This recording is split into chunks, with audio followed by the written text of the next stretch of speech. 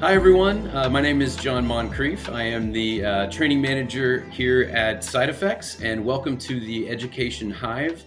We're doing something special this year, which is where we are inviting studios to connect with schools of a specific region.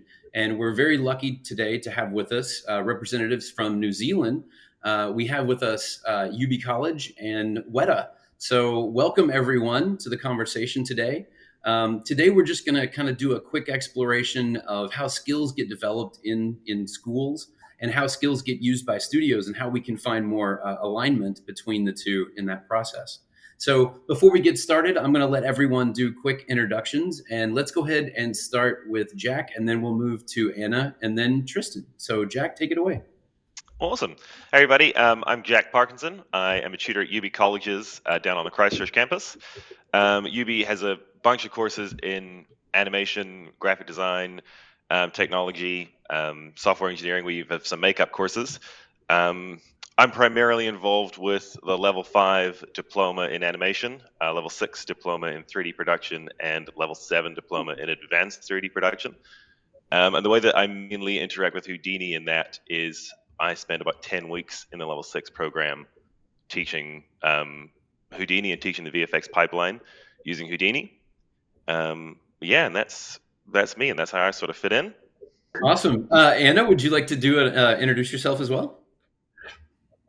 Sure. My name is Anna Middleton, and I'm the crew manager of the ATD department here at WETA Digital. My job is varied, but my main responsibilities are in developing and looking after the junior artists that we recruit and train and bring into our department, and help them to find their forever department within WETA Digital in the wider departments around the facility. That's awesome. And Tristan? Yeah, my name is Tristan McMahon. I'm the head of department for the ATDs at WETA Digital. That's Assistant Technical Directors, if you wanted to unpack that acronym. So my role and the role of the department is to act as kind of a bridge between recently graduated students and the industry. So what we do is on a almost usually an annual basis, we'll bring in a group of graduates, put them through a pretty intensive training period with emphasis on the technical underpinnings of WETA Digital's pipeline. And from there, we'll move through into a system of loans to different departments for those ATDs over the course of a couple of years in order to develop their skills and understanding of the filmmaking process at WETA.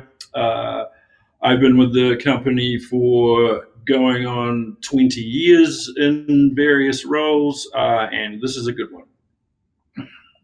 That's awesome. That's really cool. Thank you all for being here today. So I'm going to kick off the discussion with just a simple question, and this will be for you, Jack. Cool. What is something about your school or your program and the way that you teach visual effects that you think studios might be surprised to learn or that they might not know about your particular facility? Well, a couple of things.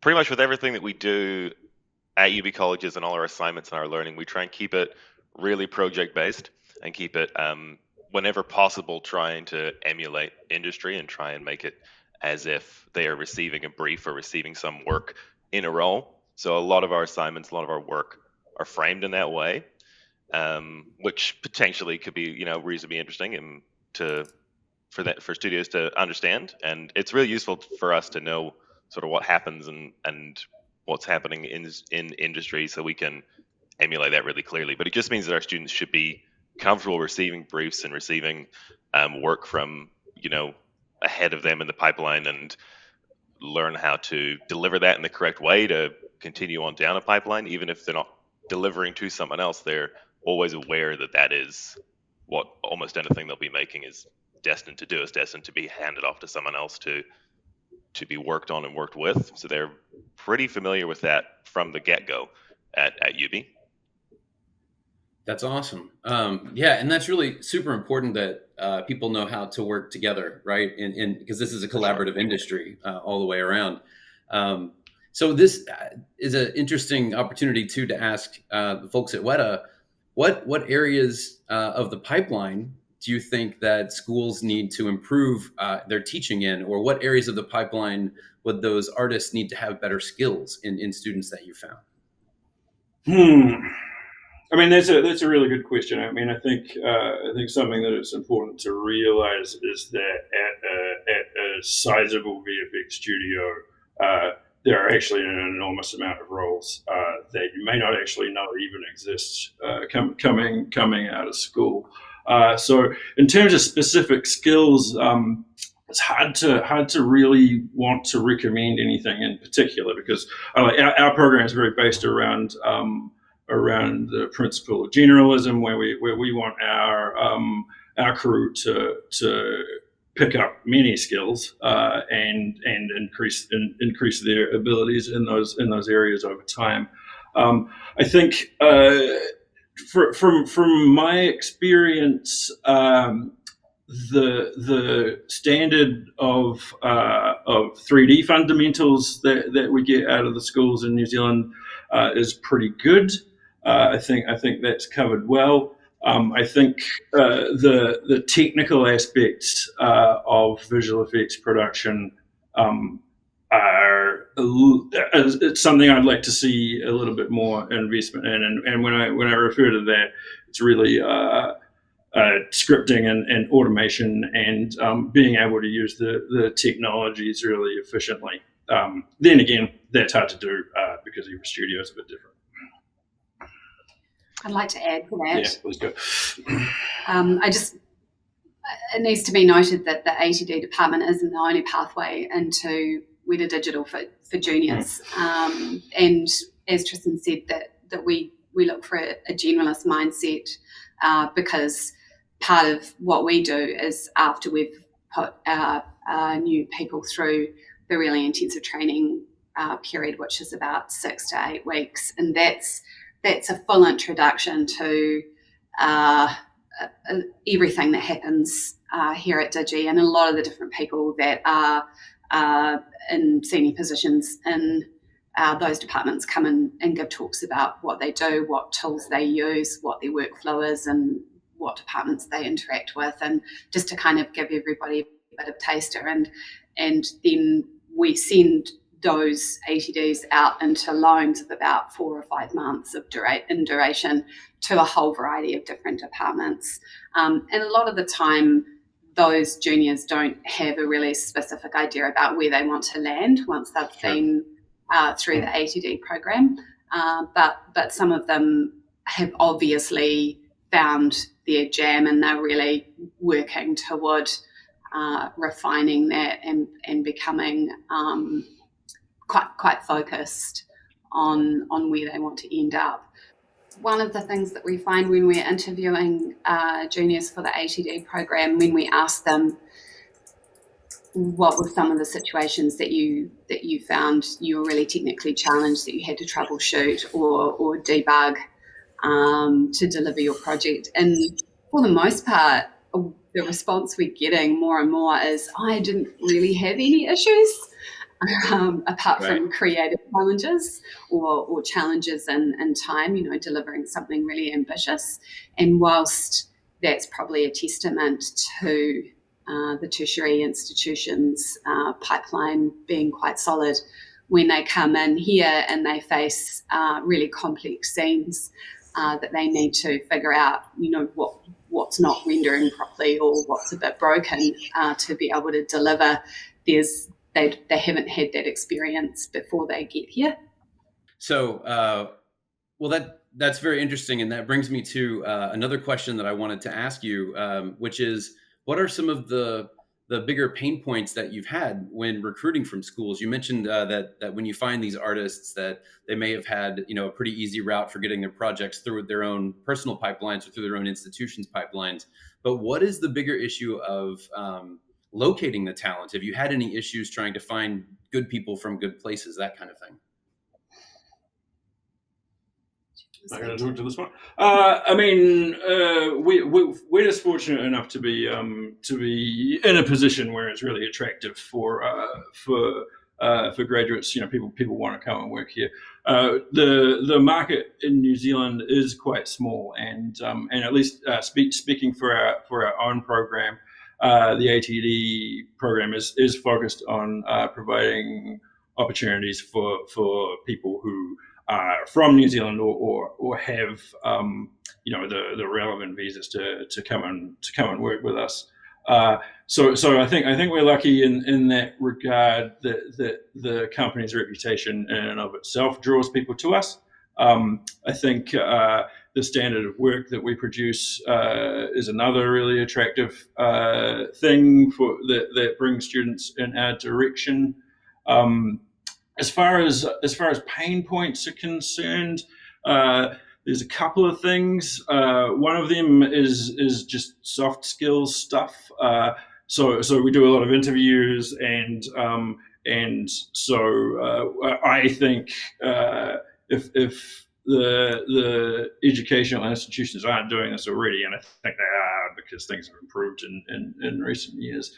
A bit of interview prep and kind of being able to represent yourself well in an interview scenario is a skill, and it needs practice for most people.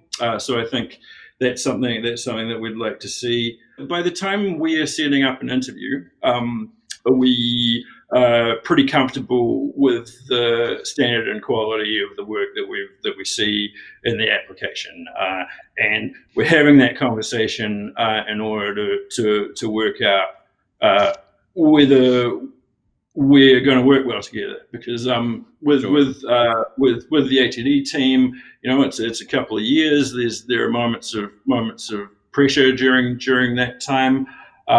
And we're also, we're taking the students and we're teaching them as much as we can in terms of the pipeline and in terms of how to work at WETA and how to work in visual effects. But we also, need a really important part of that is being able to relate to all kinds of other people that you might encounter in a big organization like this. So a little bit more emphasis on some of that soft skills, being able to talk well in an interview or at all would be nice. Yeah, for sure. I I've had can that confirm that interviewing for our own interns before. I've had that exact experience where you'll ask a question and it really doesn't matter if there's no wrong answer. You just want to see someone talk to see if they have communication skills, right? Like we're going to spend a lot of time together, and it's like, well, can we talk? Yeah, I can confirm that interview practice is something that does happen. we do that in our courses, and we get students in for little mock interviews for mock projects, and they on many occasions have to pitch their projects and assignments and stuff. So we're hoping that our students are definitely getting a lot of practice in that regard. And just going back a little bit, it's surprising to hear you say that whenever you're talking to students or talking to applicants, and you ask them to describe, when they've had to troubleshoot, when they've had problems.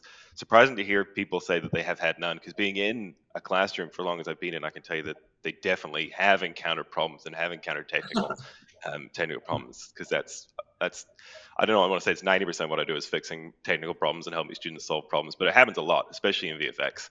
So potentially it could just be a case of making sure they understand how important that process is, and that's something to be and realize it's a skill.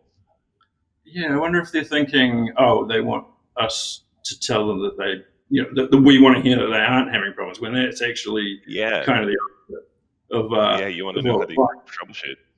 I think it comes into, there's a crossover there between soft skills and the hard skills that that people are learning while they're studying, and I don't think they quite realise that they really interweave at the end of the day. And being able to convey that, to have an open mindset about learning from mistakes and learning from creating problems and solving those problems in a team environment under pressure is a really valuable learning experience.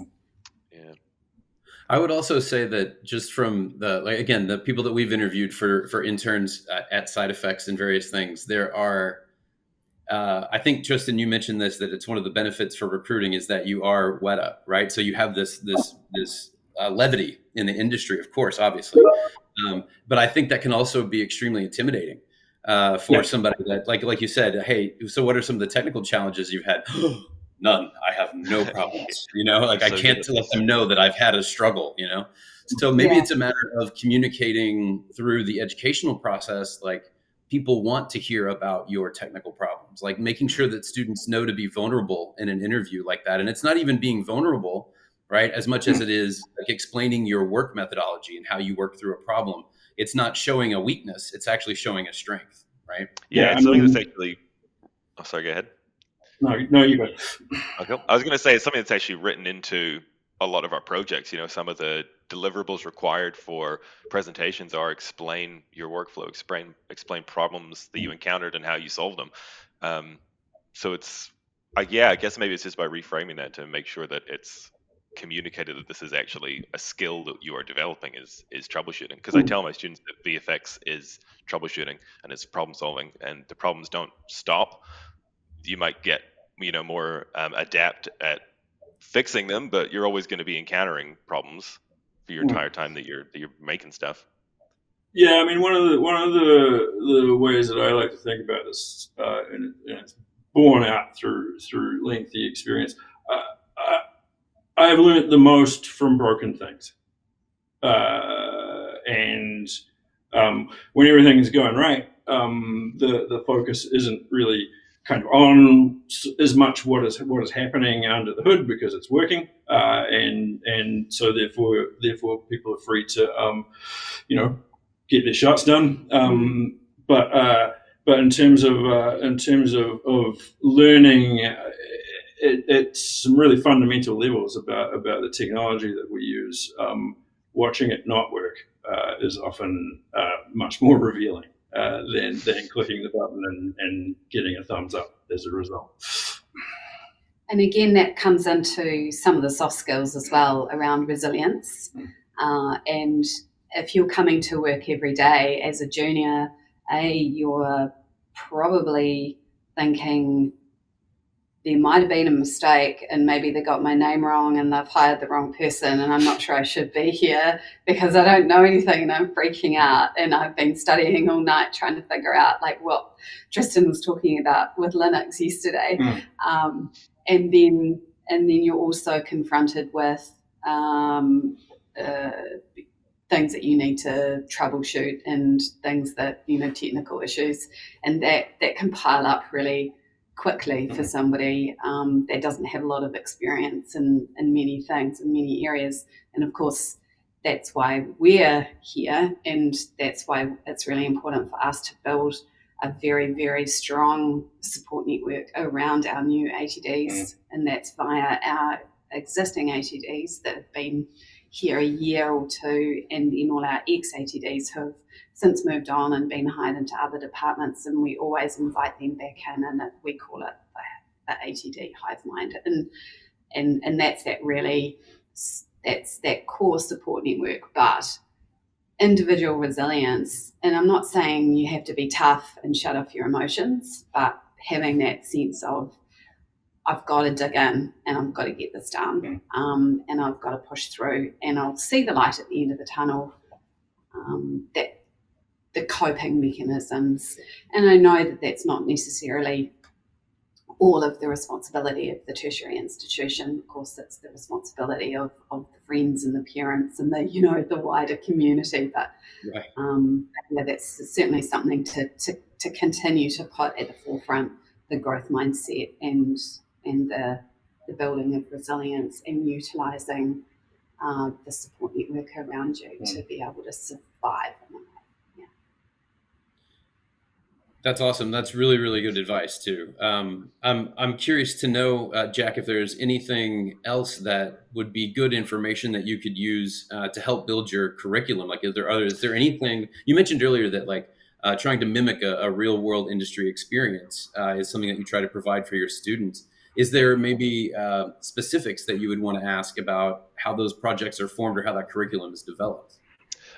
Yeah, well, something that we have done in the past, and we sort of do here in Christchurch, is we get our level 7 students connected with a local studio. And those students actually last year had the opportunity to do that studio's entry examination, the sort of technical art test that studio would give to applicants. They gave it to our level 7 class, and they were able to complete that project and then return it back to the studio and get feedback on it. So it just gave that class a really fantastic idea of what it will actually be like when they are applying for work and what things studios are looking for. So anything along that line, not necessarily an art test or entry exam, but maybe just an example of what is a brief that potentially an applicant might receive, or someone. I know that you would have a lot more specific roles in the studio, but potentially what does a day-to-day look like for someone who's working in there? What is a brief that somebody might get for a project they're working on? Because I think the more we can emulate that, the better idea a student has for what their day-to-day is going to look like when they're doing work. What specifically do they need to know, and how does it need to be carried out? I love that idea. I think that's really cool, and it's actually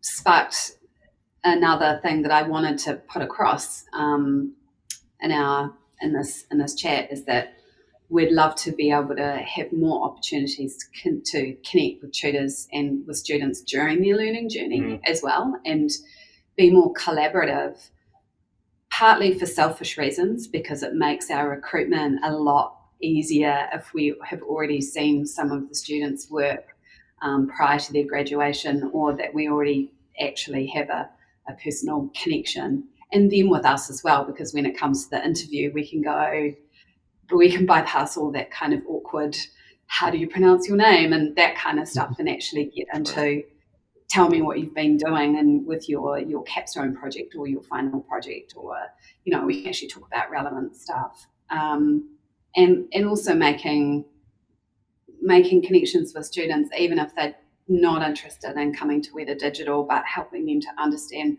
what else there is out there in the industry, in the visual effects industry, and other studios, and the different kind of experiences that they'd be getting along the way. Yeah, I think it's really good, because if a student gets something like that, or has a conversation during their study, maybe they get the entry examination and something happens and they go, oh, I actually don't know how to do that. It's much more beneficial that happens to them while they're still with us and they're still studying, because we can help them through that. Whereas if they've graduated and now they're sending out applications and they're realizing that, oh, actually I'm missing this bit, that could be pretty difficult, so we try and catch that while we still have them. That brings up a really interesting question that I was going to ask for everyone. But what do you think is what are the most important steps that a student can take after graduating? I mean, like right after you've graduated, you no longer have the warm blanket of the university or the school to help you. How would you recommend students best prepare for the industry during that time phase?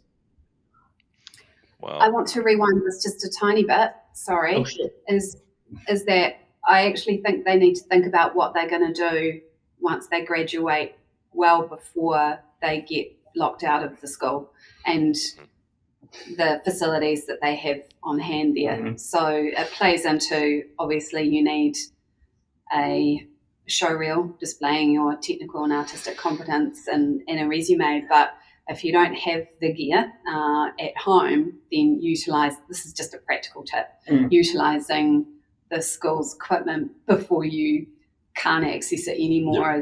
And getting your files off the school's file system. Yes. yes. Yeah, I mean, it's we get asked this a bit. So and it's part of our role to try and be helpful in this way. It's also, kind of good for us to increase the quality of people's applications. Essentially, it's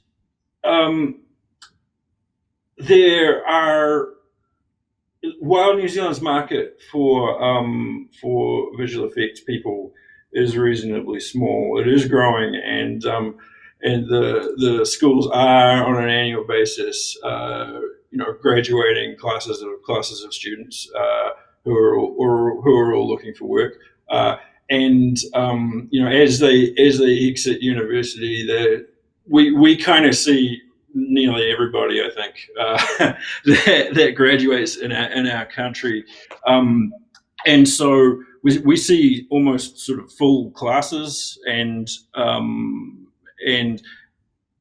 differentiating oneself from the group there is, I think, really, really key. So everybody's going to graduate and know useful things, and that's great. And you'll have the bones of a good show reel and a resume in place, and that's also great. But so does everybody else. And right. So finding those ways to stand out is important and challenging. So I think thinking a little bit outside the box in terms of producing a show reel and finding those projects to work on is really key. So for us, when we're recruiting, so the degree is important, but seeing, particularly for people who have exited their education and are in the job market looking for an opportunity, it's hard in a place as small as New Zealand to find really good professional opportunities there, right? And you're competing against all of your peers. So I think finding personal projects to work on, and even little freelance jobs to add to your show reel and make it stand out from the pack, as it were, is really key. I also think something that we really like to see from people that are applying for roles with the ATDs, maybe the first time you apply, it's not going to work out, right? But the something that I really like to see is for that to happen, and for that not to just sort of be the end of things. I like to see people developing over time, even if we don't think that they're quite ready to join a studio like WETA yet. Seeing people building towards that is a really good sign for us, and it's just cool to see people getting better over time. So I guess the message would be, don't hold back in terms of, like, if you see opportunities for cool roles in studios that you want, apply for them. And if you don't get them, well, keep making cool stuff and apply again. I think it's difficult once graduation has occurred to get feedback in a way. And I think that those job applications and measuring oneself against the other candidates in the market is a good way to get that. Cool, that's awesome. And I think, from the college perspective, I think we're saying all the similar things, but definitely before graduation, the students want to be thinking about what they're going to be doing and what are the next steps, and ideally applying for roles and creating show reels while they're still with us. And occasionally we get students who get employed while they're still with us, and that's awesome. Yeah. But I think as well, a really important thing people should be doing is, they have just been in a classroom full of like-minded people that they've probably really gone on with and probably made really, really cool work with. And I always tell students just to keep that and to stay in touch with each other, support each other when you're out away from the college. The college might not be around to help point you in look at your work and give you feedback. But all these people that you just spent a year sitting next to, they should probably still want to talk to you. So just maintain that and use that network of people that are similar to you, that you were lucky enough to get to know and build each other up and help each other to improve and to make cool stuff. I wholeheartedly agree. And when we'd see some students applying with their material on their show reels that is very similar to the other graduates from their year, and we see a couple of people that have kept that momentum going after they've graduated and shot something of their own or made something of their own across summer, that momentum tells us that they are truly invested in making a career out of this, and that they're not just like, oh yeah, sweet summer, I'm just going to kick back and the jobs will come. Like they're really driven. And people should have summer holidays, for the record. Totally. But that's the time when we're actually looking for people at the end of the day. And I think students need to know that. And the other thing I look for on resumes is people who have perhaps done other jobs that aren't even related to the industry. They've packed shelves, they've made coffee, they've worked at the supermarket or they've swept floors or whatever it might be. They've worked on a building site or anything to fill the gaps. And what that tells us is that they can be relied upon to turn up on time and with their hair brushed and their clothes on the right way. I mean, it's really basic stuff, but honestly, it makes a massive difference, and it's a huge jump from being a student and going into employment, into your first job. And I remember that feeling vividly, and it's a massive mind shift. So anything that they can do to keep that momentum going after graduation and make that kind of leap into producing their own personal work is just, a massive plus, and it helps them to shine above the rest of the other people who just go, well, this is what I did at school and that's all I've done. I love that you look for things outside the visual effects industry too. Like it's an indicator of like merit and character and work ethic, right? To be able to maintain jobs of all different ilk, to be able to just switch mindsets from doing one thing that's visual effects to doing the next thing that might be, like you said, sweeping the floors or making coffee or whatever that is. I know I always had at least one extra job when I was in school. So that's awesome advice.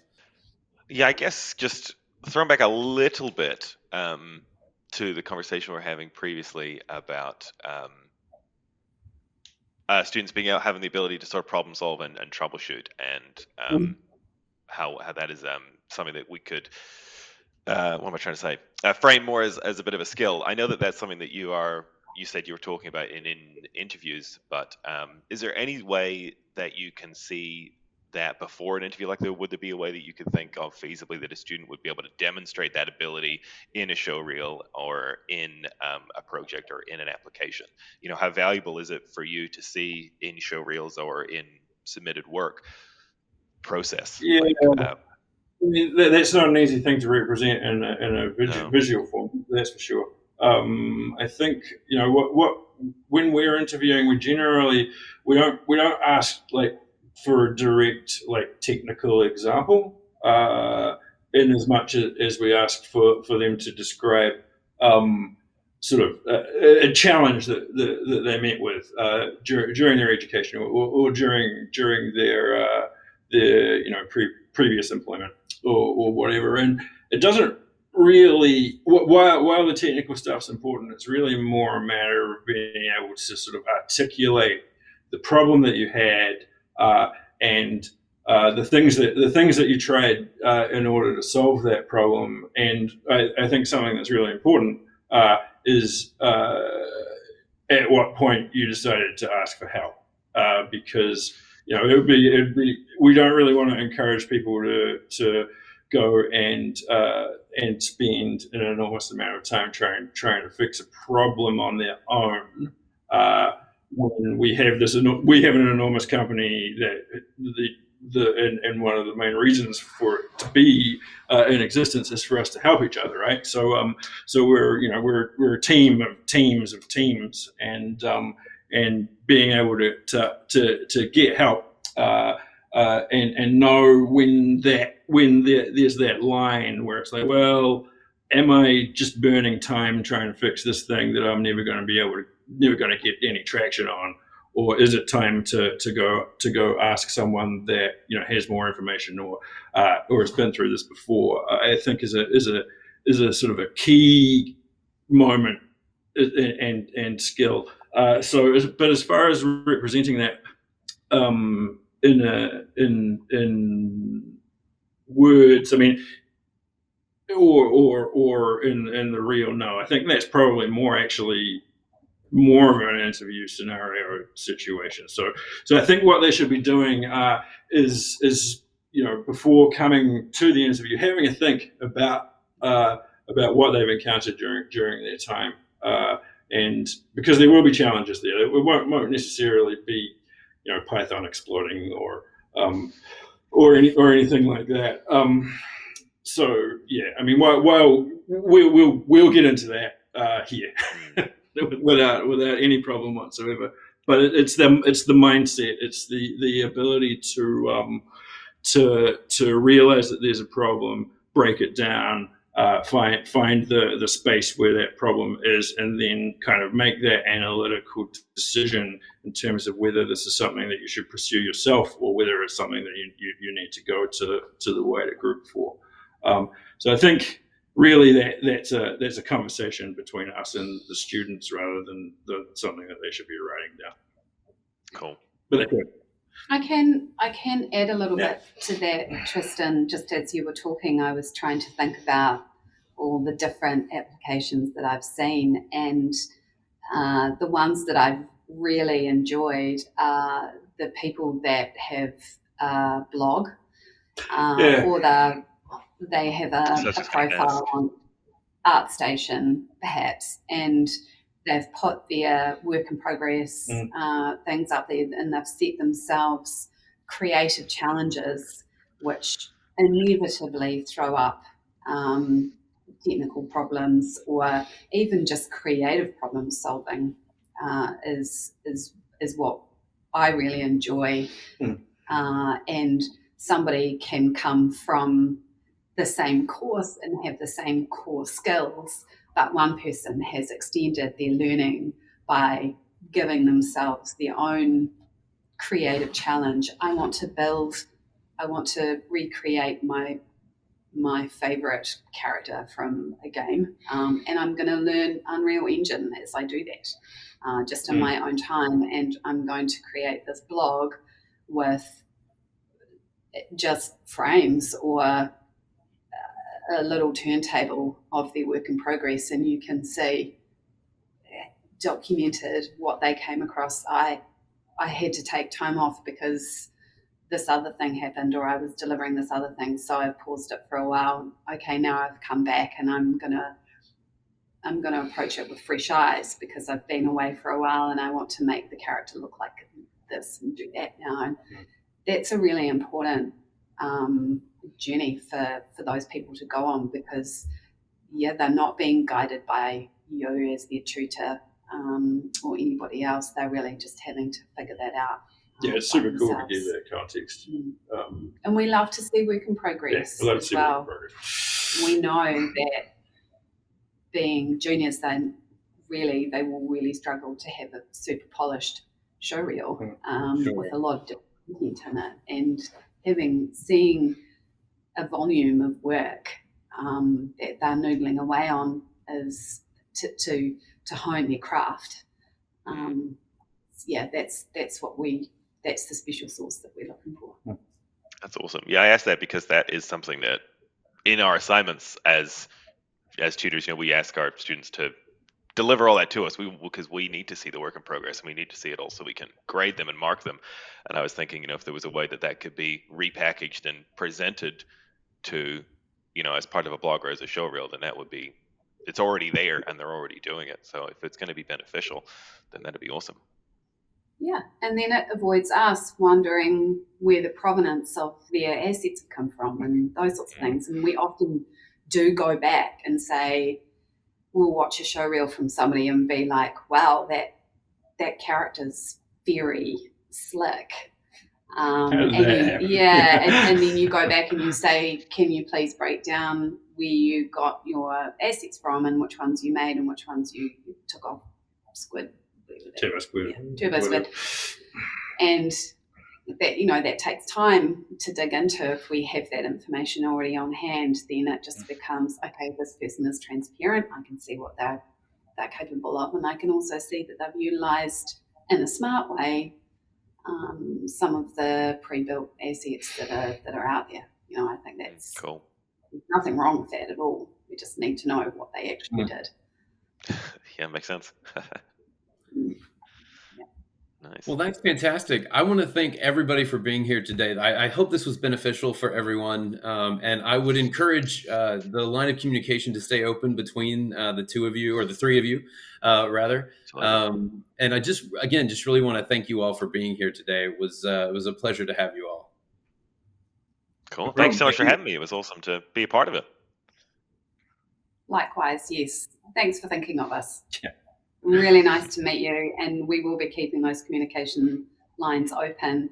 If we can't actually travel to Christchurch in person to meet you and your students, then we'd really love to be able to set something up and interact a little bit more. Yeah, that'd be amazing. We'd love that. Cool. Look forward to it. Awesome.